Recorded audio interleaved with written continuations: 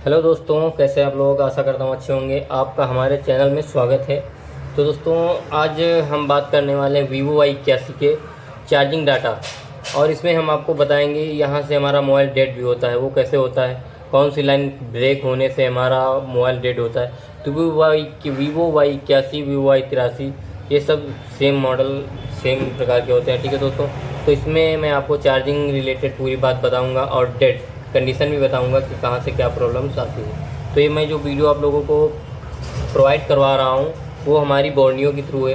तो इसमें आप लाइन देख लीजिए, इसमें आपको लाइनें मिलेंगी वीबर USB इन, वीबैट USB DP DM और बैटरी थर्मल ID। इन लाइनों का विशेष काम है इनमें। अगर ये लाइनें हमारी ओके नहीं होंगी तो हमारा ना ही मोबाइल चार्ज होगा, और इन्हीं लाइनों में से कहीं से हमारा मोबाइल डेड भी हो जाता है जो हम नहीं फाइंड कर पाते हैं। तो ये सारी चीज़ें मैं आपको बताऊंगा और अच्छे तरीके से समझाऊंगा, ठीक है दोस्तों। तो आप लोग हमारे चैनल पे नए हैं तो हमारे चैनल को सब्सक्राइब कर लें और बेल आइकन प्रेस कर दें, जिससे कि कोई वीडियो अपलोड होती है उसका नोटिफिकेशन आप तक पहुँच सके।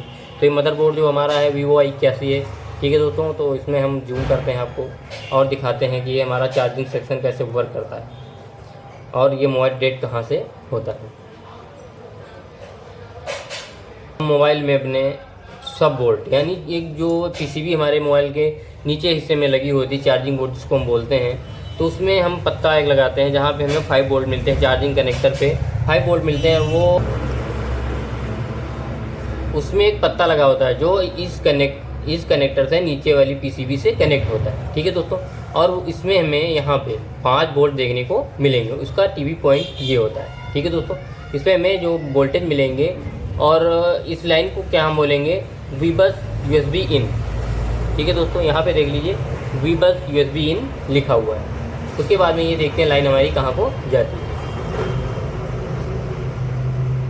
तो ये लाइन हमारे उस कनेक्टर से निकलने के बाद यहाँ से होते हुए यहाँ पे आती है, और यहाँ पे ये एक इसको डायोड मिलता है जो एक तरफ से ग्राउंड है, ठीक है दोस्तों। उसके बाद में यहाँ एक कैपेसिटर, ठीक है दोस्तों। ये कैपेसिटर जो एक तरफ से ग्राउंड लगा हुआ है, यानी पैरेलल में लगा हुआ। उसके बाद में यहाँ पे एक IC लगी हुई है जिसको हम क्या बोलेंगे, OVP IC। इसका काम है ओवर वोल्टेज प्रोटेक्शन IC, यानी इसका काम है वो ओवर वोल्टेज को रोकना, ठीक है दोस्तों। उसके बाद में ये लाइन यहाँ से निकलने के बाद इस रेजिस्टेंस पे जाती है, रेजिस्टेंस पे जाने के बाद कैपेसिटर से होने के बाद इस चार्जिंग IC में जाती है। ये जो हमारी IC है ये चार्जिंग IC है। उसके बाद में जब यहाँ से ये 5 वोल्ट, यानी यहाँ पे जो भी वोल्टेज हमें मिलेंगे देखने को, ये 5 वोल्ट ही देखने को मिलेंगे, ठीक है दोस्तों। तो ये 5 वोल्ट यहाँ पे हमें देखने को मिले चाहिए, इस कैपेसिटर पे और इस कैपेसिटर पे, ठीक है। तो यहाँ पे ये हमारी जो लाइन थी ये वीबस USB इन की लाइन थी, ठीक है। इस पर हमें 5 वोल्ट देने को मिलेंगे। उसके बाद में यहाँ से अब जो हमारी बैटरी लाइन बनती है वीबैट की लाइन, ठीक है, और एक लाइन बनती है हमारी VPH पावर लाइन, जो कि हमारे मोबाइल को चलाने का काम करती है। वो हमारी ये इस पॉइंट पे जो वोल्टेज हमें देखने को मिलेंगे वो हमारे VPH पावर लाइन के वोल्टेज देखने को मिलेंगे, जो कि हमारी 3.7 से 4.2 वोल्टेज देखने को मिलते हैं इस पॉइंट पे और इस सिरे पे, इसके इस सिरे पे और इस सिरे पे। और ये जो लाइन हमारी चार्जिंग IC के 2 पॉइंटों पे जाती है। उसके बाद में इस कैपेसिटर से इस IC पे चली जाती है। उसके बाद में ये लाइन इस कैपेसिटर से होने के बाद VPH पावर लाइन पूरे मदरबोर्ड में हमारी फैली होती है, ठीक है दोस्तों। तो ये चीज़ VPH पावर लाइन यहीं से बनती है, उत्पन्न होती है, ठीक है दोस्तों, इस चार्जिंग IC से। अगर ये चार्जिंग IC कभी शॉर्ट होगी तो भी हमारा मोबाइल डेड हो जाता है। और कभी अगर ये कॉइल, यानी यहाँ पे जो बक कॉइल लगा है, इस बक कॉइल के शॉर्ट होने से, यानी जब हमारा ये बक कॉइल इस तरफ करंट नहीं देगा, वोल्टेज नहीं देगा, VPH पावर लाइन नहीं बनाएगा, तो ये हमारा मोबाइल ऑन नहीं होगा। तो यहाँ से भी हमारा मोबाइल डेड हो जाता है, ठीक है। और VPH पावर लाइन अगर नहीं बन रही है तो भी हमारा मोबाइल ऑन नहीं होगा, हमारा मोबाइल डेड हो जाता है, ठीक है दोस्तों। उसके बाद में बात करते हैं, ये तो हमारी हो गई डेड की बात। यहाँ से हमारा मोबाइल VPH पावर लाइन से ही फ़ोन हमारा चलता है। उसके बाद में इस पॉइंट पे, यहाँ पे देखिए चार्जिंग IC की इस पॉइंट पे कोने वाले पे, यहाँ पे जो हमें वोल्टेज मिलेंगे, आगे कैपेसिटर मिलेगा। ये लाइन यहाँ से इस प्रकार कनेक्टेड है, जो आप देख सकते हैं बारीकी से। आपको थोड़ा जूम करके दिखा देता हूँ, ठीक है दोस्तों। ये देखिए इस पॉइंट से इस कैपेसिटर पे लाइन आती है, और इस कैपेसिटर से निकलने के बाद ये जो कैपेसिटर लगा हुआ है हमारा एक तरफ से ग्राउंड है, ठीक है, इस तरफ ग्राउंड है और इस तरफ हमारा लाइन में लगा हुआ है। उसके बाद में ये लाइन हमारी यहाँ से नीचे की तरफ जाती है। अभी देखते हैं लाइन हमारी कहाँ पे जा रही है। उसके बाद में ये लाइन हमारी इस रजिस्टेंस पे आती है, यानी यहाँ से निकलने के बाद ये लाइन यहाँ से इस यहाँ से निकलने के बाद ये लाइन इस रेजिस्टेंस पे आती है। ये हमारा रेजिस्टेंस 0 किलो ओम का लगा हुआ है, ठीक है दोस्तों। उसके बाद में ये लाइन यहाँ से निकलने के बाद यहाँ पे आती है और इस कैपेसिटर पे आती है। उसके बाद ये यहाँ पे एक डायोड मिलेगा आपको। डायोड से होने के बाद ये 3 कैपेसिटर भी इसी के लगे हुए हैं। उसके बाद में ये लाइन यहाँ से सीधा इस बैटरी कनेक्टर पे चली जाती है, ठीक है दोस्तों। तो अब यहाँ पे मैं आपको बताता हूँ, ये तो होगी हमारी चार्जिंग। और ये वोल्टेज, इस पर जो हमें वोल्टेज देखने को मिलेंगे वो हमें 4.2 तक वोल्टेज देखने को मिलेंगे, यानी 3.7 से 4.2 तक वोल्टेज देखने को मिलेंगे। उसके बाद में एक पॉइंट मैं यहाँ पे आपको बता देता हूँ कि हमारा फ़ोन डेड कैसे होता है। अगर मान लीजिए कोई भी कंपोनेंट शॉर्ट है तभी हमारा फ़ोन डेड है, फुल शॉर्ट, ठीक है। अगर ये कोई कैपेसिटर शॉर्ट हो गया तो ये फुल शॉर्ट हो जाता मोबाइल, यहाँ से भी हमारा मोबाइल डेड होता। अगर ये रेजिस्टेंस हमारा शॉर्ट हो गया, रेजिस्टेंस हमारा शॉर्ट होगा तो इसके जो वोल्टेज हो गए वो अंदर, यानी हमारी चार्जिंग आईसी पे नहीं जाएंगे और ना ही चार्जिंग आईसी से इस तरफ कोई वोल्टेज आएंगे, तो भी हमारा फ़ोन डेड हो जाता है। उसके बाद में ये तो हमारी होगी चार्जिंग, ठीक है। ये हमने चार्जिंग का पूरा सर्किट आपको समझा दिया।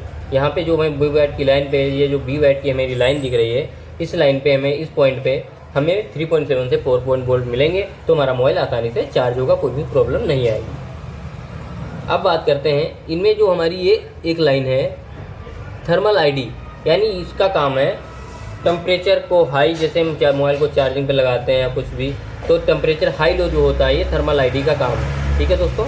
तो ये थर्मल आईडी लाइन हमारी देख लेते हैं कहाँ से कहाँ को जाती है। तो ये देख लीजिए यहाँ से लाइन जा रही है और ये मोबाइल के दूसरे सिरे पे जाती है, ठीक है दोस्तों। तो ये लाइन यहाँ पे जाती है। यहाँ पे एक आपको रेजिस्टेंस मिलेगा जो कि हमारा 10 किलो ओम का रेजिस्टेंस यहाँ पे मिलेगा।